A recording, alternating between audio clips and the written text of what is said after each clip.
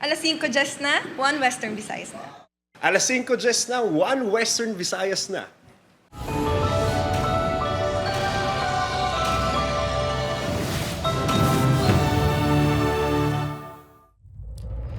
Mga balitang atong tutukan subong nga Miyerkules, publiko ginapanugyanan nga maghalong sa epekto sa mapaang nga tiyempo kag pabaylo-baylo nga panahon.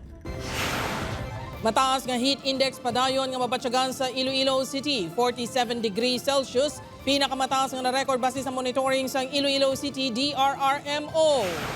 Lalaki nga gintiro patay sa kanay kahagugma sa iya live-in partner sa Santa Barbara, Iloilo, nakaangkon sang 8 kapila sang pagkatiro. Masobra 230 ka individual na halitan sa nagluntad nga sunog sa Barangay Zone 5, Talisay City. 3 ka Indian nationals nga suspect sa pagpatay sa pastor sa Pavia, Iloilo, wala na makabalik sa ila ginaisaran sa Arevalo. Kag GMA Regional TV Bloodletting Day, hiwaton sa Iloilo City, kag Bacolod City sa Biyernes, February 7, importansya sa pagdonar sa dugo, ibaluon. Ini ang GMA Regional TV, 1 Western Visayas. Mayong hapon mga kapuso, ako si Gertrude Charlatan. Mataas nga heat index mabatyagan sa Iloilo City. Publiko, ginapanugyanan sa Iloilo City DRRMO nga magdala sang payong kag mag-inom sang tubig agud makalikaw sa heat-related illnesses. Ini ang gintutukan ni Kim Salinas live sa La Plaza, Iloilo City. Kim?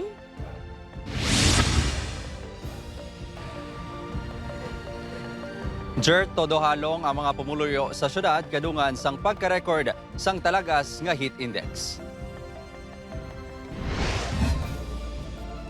Mainit kag mapaang nga tiyempo ang nagsugata sa mga Ilonggo sa imbukara sang 2025. Naglabot sa 47 degrees Celsius ang pinakamataas nga na-record nga heat index sang Operation Center sang Iloilo City Disaster Risk Reduction and Management Office pinaagi sa automatic weather stations. Ang mainit nga tiyempo, padayon niya na eksperyensyahan subong nga bulan sang Pebrero. Si Tatay Reno, nga isa ka security guard, masami ginabalhas kag kun kaysa nagalingin pa ang ulo bangod sang mapaang nga tiyempo. Maduty ko makaloy ko kay siyempre init grabe mo. Kaya nagaling ng ulo ko initan ko mo. Si Eric nga isa ka construction worker mabatsagan gid ang mainit ka tiyempo. Apang wala ini sang mahimo kundi magbaka-baka para sa pamilya. Pulupaway pulupong ko kag magpahangin-hangin para nga maulumpo ang kiniton. Kag inom ng tubig. Suno sa monitoring sang Pag-asa, naglabot sa 35 to 40 degrees Celsius ang heat index sa Iloilo City kag province. Suno sa Pag-asa Iloilo, epekto ini sang mala kag mainit nga hangin halin sa dagat Pasipiko ukon ang easterlies. Sa mga urban nga area, since sementado tapos concrete ang ila dito nga structures and then damo ang mga salakyan nga kadlagan. So ang heat index naton dito ga vary gid na siya since mas damo ang gausbong nga mga carbon dioxide and then mas mainit ang ilang area dito. Sa tunga sang mainit nga tiyempo, lauman sunod sa Pag-asa ang pag-ulan-ulan ilabi na kon hapon. Santo sa heat index chart sang Pag-asa, kung makarehistro sang heat index halin sa 33 to 41 degrees Celsius, posible ang heat cramps kag heat exhaustion. Kung maglabot naman sa 42 to 51 degrees Celsius, mas dako na ang posibilidad sang heat stroke. Bangod sini, ginaabisuhan sang Iloilo City DRRMO ang publiko nga magbalon sang payong kag tubig kag paglimit sang exposure sa adlaw agud mahagan-hagan ang epekto sang mainit ka tiyempo sa ikaayong lawas. If ever we have businesses or we have travel in those particular areas, ensure lang naton nga ang ginasuksok naton nga mga bayo is mga cool nga colors and we have something to protect ourselves. Nabatsagan man sa pila ka mga residente sa Bacolod City ang tuman nga kainit sang tiyempo. Summer na. Kandi tubig ko lawas. Mga 10 minutes. Pero lakat naman. Dasun pa handong ko, ma'am.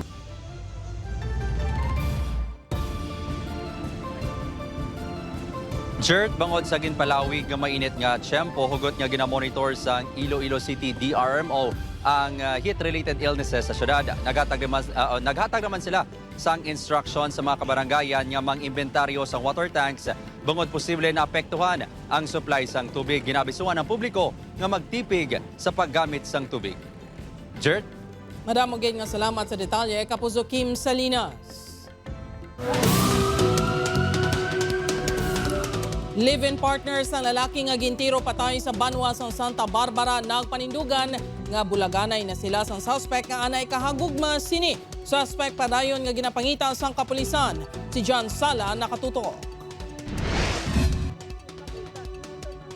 Nagapinot ang dughan kag halos hindi pa mabato ni alias Maymay ang gindangatan sa iya live-in partner nga si Rodito Celis Jr. alias Nono. Si Nono ang gintiro patay sa anay kahagugma ni Maymay nga si Ronald Susbilia sa barangay Lanag, Santa Barbara, Iloilo kahapon sang hapon. 8 kaigo sang balang naangkon sang biktima. Kung napabatay ka man, surrender ka dala. Kaya sa sana ko nga, nadaraan ka konsensya kung ginimo mo kayo mo. Suno kay Maymay antes ang krimen nag-istoryahan ay pa kunong biktima kag sospek sila balay bangod nga may kuwaon kung tani nga kulintas ang sospek kay Maymay. Apang hinali ilang gintiro sang sospek ang biktima kag naigo sa likod.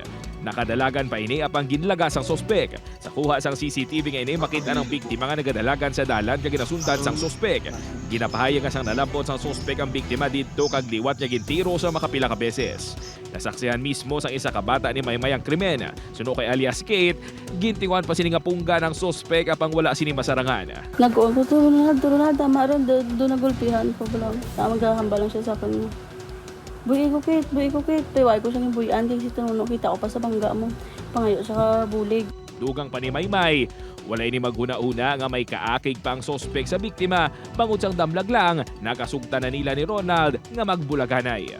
Baton ko naman nga ikaw ang dutili ni Maymay, na napalanggaan mo lang. Tapos hindi nyo lang ko pag i-dalok sa bata ko. Na white aking gadamat ko ninyo, namurbiyan lang ni Ronald ka naman. Matapos ang krimen, nagpauli pang sospek sa Ilabalay sa barangay Dalid, kag nagpalagyo. Sa whereabouts siya, wala pa kita sir, wala kita idea. Pero kung nakagawa na gid man sa area naton sir, may naman kita may ginasunod naman kita nga kung diin gid siya nga posible nga lugar nga kadtuan niya. Sa panaysayo ni Maymay, mang kabataan sini sa unang nga bana apang nagbulaganay sila. 2019 sa naging live-in partner sini ang sospek nga si Ronald tubtob sa December 2024 sa nagdesisyon ini nga bulagan si Ronald bangod suno sa iya hindi nangin maayong ila pag-upod. Enero sa mga tuig sang magsugo ng pag-upod nila sang biktima nga si Nono. Sa una, palawlambon niya sir nga off the night. On and off na naman relasyon mo. Away batay. Suno naman sa utod sang sospek, posible nga naimpito ini bangod sa kalaid sang buot kay alias Maymay. So hindi niya lang mabaton. Kay siyempre wala pa sila closure. Giniputa naman siya sang ni Maymay nga na. Desidido naman ang pamilya sang biktima nga pasakaan sa kasong sospek. Suno sa mga utod sang biktima, wala pa nila makita si alias Maymay kag sa ila pagpati, nagaupod pa ang biktima kag ang una sining live-in partner. Dapat magsungka lang bala para at least para mataw kayo doon. May mensahe naman si alias Maymay sa publiko. Ang ginapangayon ko lang. Hindi lang ka mo mag-comment ko ay ka mo kumaan. Puno ka punta ka istorya. Kaya natabok sa kabuhi ko. Hindi dapat pistahan sa Facebook. Upo kay Hans Desierto, John Sala. 1 Western Visayas. Para sa dugang mga balita sa Bacolod City kag pila ka lugar sa Western Visayas, mangin kaupod ta si Adrian Prietos. Adrian? Yes, George, mga kapuso, madamo gid nga salamat. Sa Negros Occidental naman, mas sobra 200 ka individual na halitan matapos masunog ang mas sobra 50 kapamalay sa bahin sa Barangay Zone 5, Talisay City. Yaring balita nga itong gintutukan. Nagkinarangkara ng mga residente sang Purok Pasel, Barangay Zone 5, Talisay City. Sang hinali nagtuhaw ang kalayo sa isa sa mga kabalayan. Minutos lang ang nagligad, madasig na ini nga naglapta sa kaiping pa nga mapamalay bangod sa makusog nga hangin. Si Tatay Cornelio, wala gid sa may nasalbar matapos ginuna nga salbaron ang PWD nga bata sini. Amin salbar, sir. Tanan ubos. Segundo lang, sir. Ang ining Eloy, ginhingagaw pa makuhang benta sa Tiangge, apang ang iapuluyan, ginlamon man sa kalayo. Ang amon di nga mga kurintigin pang simutan ko kasi ko may baho. Uli daw lagi okuha mo na. Yun okuha mo min sweet na nagwa ko. Ang kalayo ara na daw.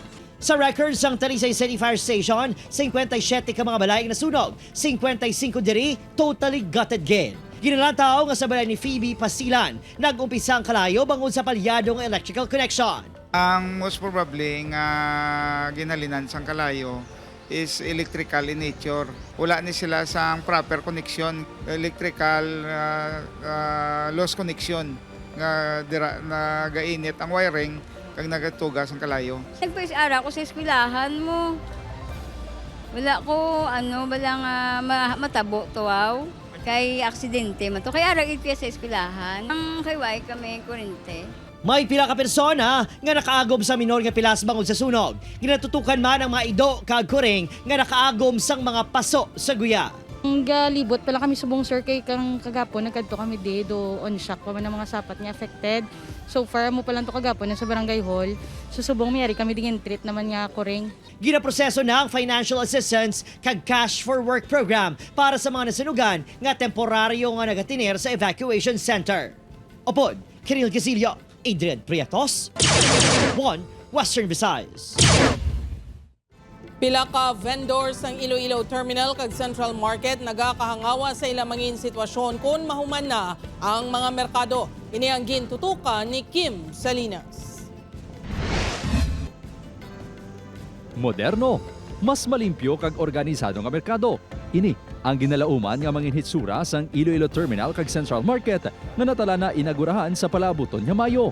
Ginpabugal man sang alkalde ang elevators kag dako nga electric fan sa lugar agud mangin komportable ang sitwasyon sa mga vendors. Nagakalangkag na ang pila ka vendors suno sa presidente sang New Iloilo Terminal Market o kun super sa natala na nga pagsaylo sa bagong nga merkado. Siyempre, arat na daw tinlo ang tulokon, kag daw ka presentable. Apang, kung ang iban excited, ang iban may pag-alang-alang pa. Inibangod sa posibilidad sa pagsaka sang rental fee kag paggamay sang stall space. Amuman ang pagplastar sa mga stores ang private partner sa proyekto sa kada panalgan. Ang amon na problemahan kung ang the same gihapon bala pagsagwa or pagsulod namon the same pero wala gi kami assurance kung amo man nagyapon ng arkila namon. Ang manugbaligya nga si Roseni, may kabalaka man sa bago nga disenyo. May kahadlok man ini nga sa pagmahal sang rental fee, magamahal man ang mga balaklon. Sa unaya, sa isa ka lang ka pwesto bala makakadto, subong yung makadto ka sa piyak. Makadto ka sa piyak ang oras mo. Suno sa head sang Local Economic Enterprise Office sang Iloilo City, may 3 kapadalgan ang mga merkado. Ang ground floor, ang plastaran sang wet section. Sa second floor naman ang dry section, kaangay sang prutas kag utanon. Sa third floor, ibutang ang parking space kung sariin posible ibutang man ang mga nagabolante. Katunga sang espasyo sang kada panalgan sa merkado, ang pahamtangan sa mga stalls sang vendor sa side sang Fuentes Rizal, samtang ang katunga, ang pahamtangan sa mga stores sang private partner, ngayara naman sa Mabini de Leon side kag mangin air-conditioned. Wala man sa pagsaka sang rental fee sa pagsaylo sa bunga 2025, pero may pagsaka sa 2028 kung basihan ang market ordinance nga kada 3 ka tuig ang pagsaka. 1,425 ang tanan nga vendors ang super, samtang 1,250 naman sa Central Market. Kinkayo nato ang structure para may matidlok itang market kag may namit itang market. But ang presyo may nagaregulated amo na siyang TTI and super is super. Ang terminal market bagsakan din na iya. Suno sa LEEO, natala na ang pagsaylo sa mga vendors sa bagong nga merkado sa Abril 15 tubtob 30. Upod kay Romel Porquia, Kim Salinas, 1 Western Visayas. Mga po sa GMA Regional TV, magabulig sa Philippine Red Cross sa magtipon sang dugo, pinagi sa isa ka bloodletting activity. Nakatutok Julius Bilacaol. Naabtan sang news team ang pila ka pumuluyo nga nagaproseso sang ila request nga dugo sa Philippine Red Cross Iloilo. Isa sa mga ini si Ronald nga nagpakuha sang dugo nga kabaylo sang paggagamiton sa operasyon sang iya lolo. Nakadanlog sa iya balay. Tapos natumba siya. Iya pa nakatukod. Hindi na nabali. Magluwas sa direkta nga nag-request sa ila talatapan. Ang PRC ang nagasupply man sa kinahanglanon nga dugo sang 26 ka mga ospital sa syudad kag probinsya sang Iloilo. Ang manager sang blood center aminado nga nagnubo ang ila supply sa nakaligad nga bulan sang Enero bangod sa pagnubo man sa mobile blood donation activities kag sa mga holidays sang Disyembre. Sa karon na mataamat nga nagasaka ang supply bangod nagadamo man ang blood donation activities kag donors sa pagdonar sang dugo. hindi lang makabulig sa isikatawa ang donor, kundi makaaguman sa benepisyo para sa iya kaugalingon. Nagamag-an ang imo na pamatsyagan. So tapos further stimulate man ang body sa pag-produce ng dugo. Bilang bulig sa mga nagakinahanglan sang dugo, ang GMA Regional TV ang magapatigayon man sang bloodletting activity sa maabot nga Biyernes, Pebrero 7.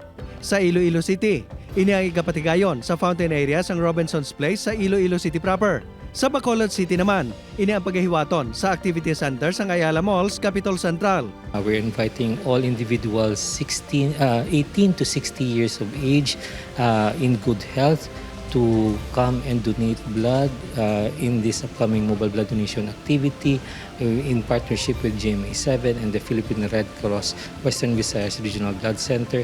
Donate blood, save lives mga kapuso. Upod kay Cirilo Rendoque, Julius Bilacaol. 1. Western Visayas. Bantayan. 3 ka-Indian nationals nga suspect sa pagpatay sa pastor sa Pavia, Iloilo, wala na sa ila ginaistaran sa Arevalo. Ini ang GMA Regional TV, 1 Western Visayas. Mga kapuso, 215 ka mga miyembro sang House of Representatives ang nag-endorso sa impeachment complaint bato kay Vice President Sara Duterte. Inianggin talakay sang Kamara subong nga hapon sa plenaryo. Suno kay House Secretary General Reginald Velasco, 102 ka mga miyembro lang sang Kamara ang bastante na para mapadala sa Senado ang impeachment complaint ka magpatigayon sang impeachment trial. Ang impeachment complaint bato kay Vice President Sara Duterte ang may kaangtanan sa ginaaligar misuse ng confidential funds, graft and corruption kag betrayal of public trust. Ini ang ika-4 nga impeachment complaint bato sa Vice Presidente nga nakakuha sang bastante nga pirma sa mga miyembro sang House of Representatives. Gilayon man nga ginhingadlan sang Kamara ang 11 ka mga miyembro nga magaserbe prosecutors nga ginalakipan ni Iloilo 3rd District Representative Lawrence Defensor. Si Vice President Sara Duterte ang pinakauna nga nagapungko ang Vice Presidente sa pungsod nga magapangatubang sang impeachment trial sa Senado kasunod sa pag-endorso sang Kamara. Ginmanduan na ang House Secretary General nga i-transmit ang impeachment complaint sa Senado bilang impeachment court. Chair hears none. The motion is approved. The Secretary General is so directed. The session is suspended.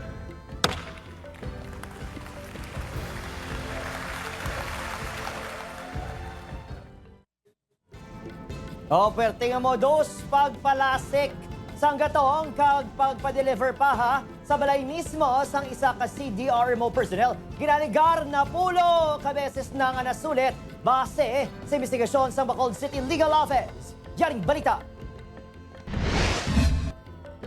Sa pinakaunang ation, ginpatpat ni Bacolod City Legal Officer Attorney Carol Joseph Chu sa news team ang pinakadetalye sa inisyal ng investigasyon sa LGU sa akto sang personnel sa Bacolod City RMO nga pagpalasik sang gatong.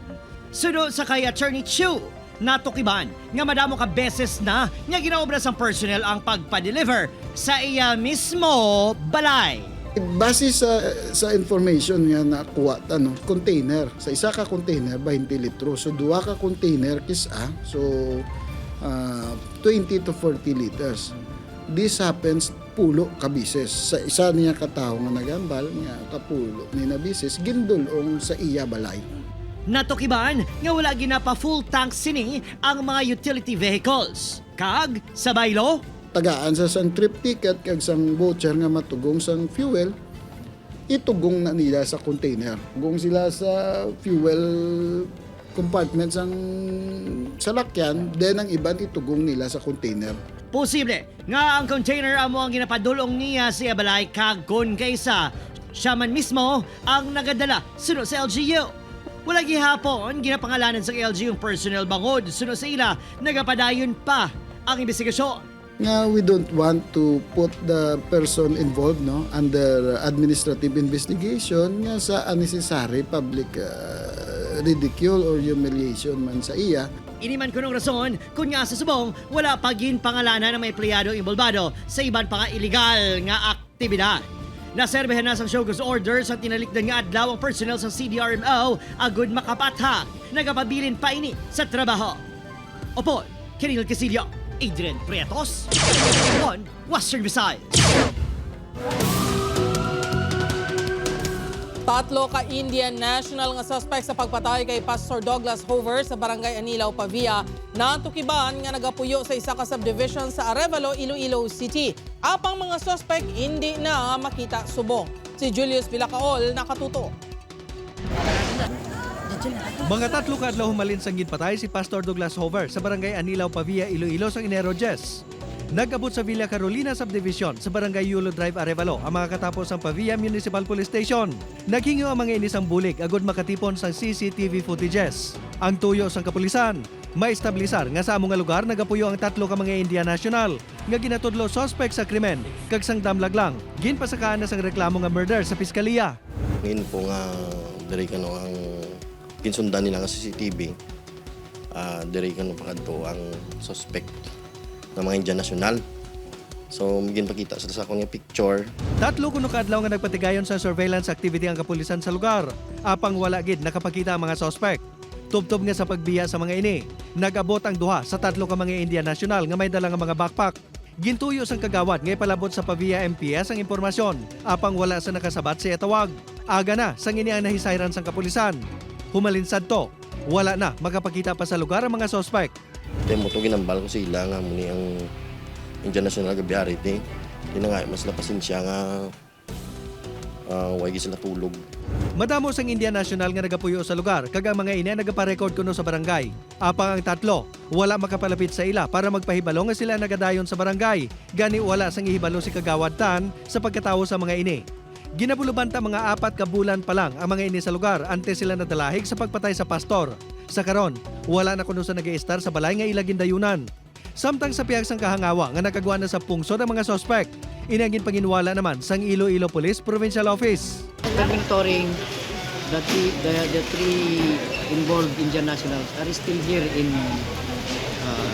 Iloilo. Hulato naman sang IPPO nga makalabot sa korte ang complaint nga ginfile batok sa mga suspect. Ante si endorso sa Bureau of Immigration ang kaso sa mga ini para sa nagakaigo nga aksyon.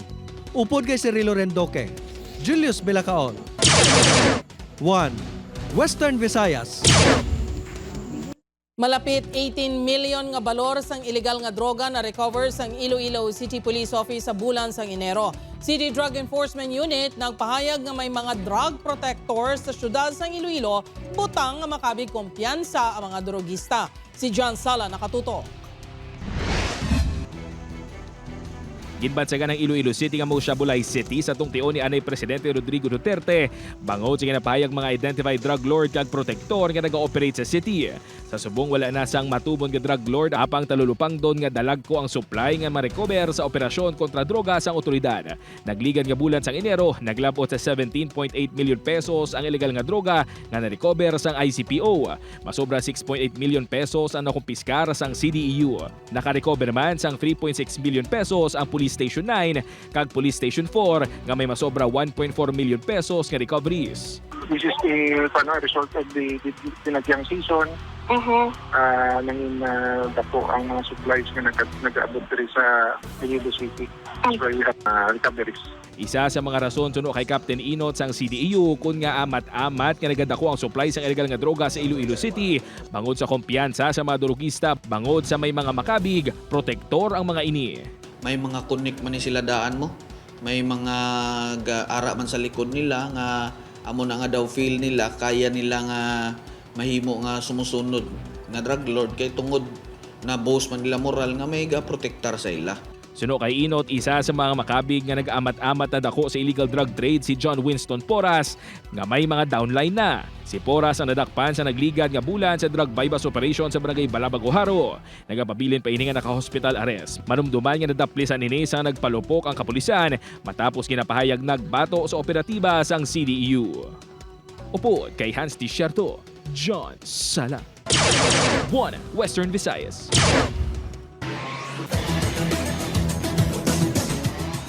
O exciting mga puso, ginbuksan ng NCAA Season 100 Beach Volleyball Tournament. Ginihiwat ang opening ceremony sa isang torneo kahapon sa Subic Bay Freeport Zone. Tugtog sa Biyernes, mag-aatubangay ang mga teams sa qualifying round sa men's, women's, and juniors division. Sa Sabado naman, hiwaton ang semifinals pati man ang finals. Target sang Letron Lady Knights kag Perpetual Altas men's team nga makuha ang ilay katatlo nga sunod-sunod nga championship. Samtang ang Emilio Aguinaldo College Juniors team naman ang magatinguhang ang depensa ng ilang kampyonato sa juniors division. Nagtambong sa opening ceremony si Senior Vice President and Head ng GMA Integrated News, Regional TV and Synergy, Oliver Victor Amoroso. Kinabasalig naman ni NCAA Season 100 Men's Volleyball Chairman, Father Vic Calvo, nga mas mangin exciting ang kompetisyon subong nga tuig. Ini ang GMA Regional TV, One Western Visayas.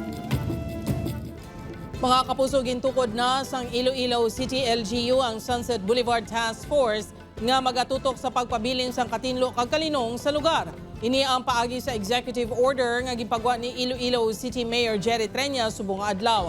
Pagapamunuan ini sang Public Order and Safety Management Office o kon POSMO head nga si retired Colonel Oldarico Garbanzos. Laki pa nini sang nagkalain-lain nga departamento sang LGU. Nagpagwa man sang executive order ang alkalde subong adlaw nga nagapasad sang pagsulundan sa lugar. Lakip diri ang pagdumili sa pagdala sang lamesa. Dapat dalon man pauli ang ilang mga basura. Dumilian man ang pagpanigarilyo sa lugar. Sa sesyon kay sang aga, ginhatagan sang otoridad sang City Council ang alkalde nga magpirma sang dokumento para sa partial turnover sang DPWH 6 sang Iloilo Sunset Boulevard sa LGU.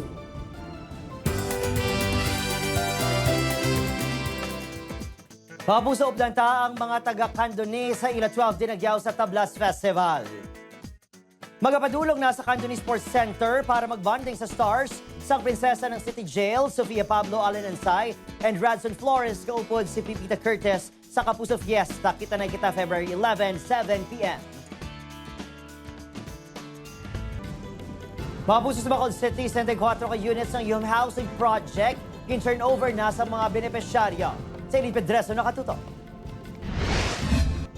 Tuman ang pagpasalamat sa mga benepisyaryo nga nakabato na sa housing unit sa idalom sa Yung Housing Project sa Bacolod City nga nahamtang sa Barangay Vista Alegre. Kasubong na lang sa pamilya Aquino kag Puntales nga pila ka beses nga nagasaylo sa boarding house. Gani mabudlay kag mas magastos para sa ila. 5 years na ako liga-rent sa Bacolod. Pre ako yan nag-start pa lang ako mag-family. Ang bata ko is 3 years old pa lang. Siyempre kabudlay, siyempre tight man ang budget namon kay may bata ko nga ginapay eskwela. Dako man ang bulig para sa amon bala nga ma-lessen ang balayra namon. Lakip sila sa 46 ka beneficiaries nga nakabato na sa unit na sarang nila maistaran. Samtang sa kabuusan ng 64 ka mga units nga gin-turnover, may nabilin pa nga 18 ka mga beneficiaryo nga ginatapos na lang ang pagproseso sa mga dokumento sa pag-ibig. 24 square meters ang kalapadon sa kada unit. May pinta na ang mga dingding kag kisame. May banyo naman kag salog na nakatiles na. Sunod sa LGU, may mga ginakayo sa ginaproseso mga papeles, rason nga pila ka beses nga ginpaisol ang pag-turnover. May mga birth pains pa ni, may mga policies, may mga problema kita nga nasugata on the way of turning over. And so ginsolve ta pa na. Sa sulod ng 30 ka tuig, magabayad sa 2,194 pesos nga monthly amortization ang kada benepisyaryo. Upod Geruel Manggoy, Aileen Pedreso, One Western Visayas.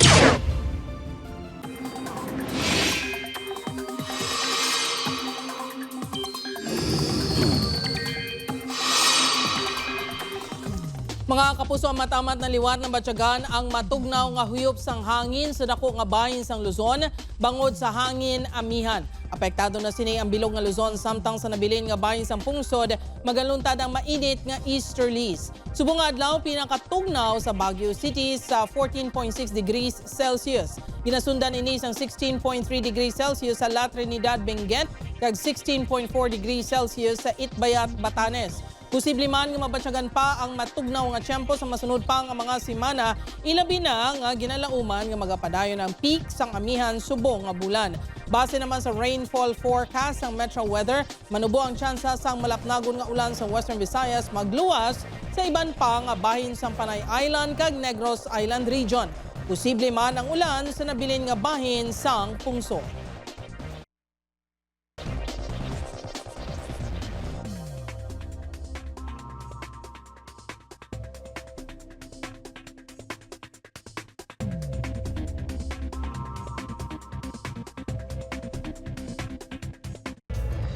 Sa aton mga kapuso diri sa Western Visayas kag subong man sa aton mga kapuso abroad, madamo gid nga salamat sa pagtutok.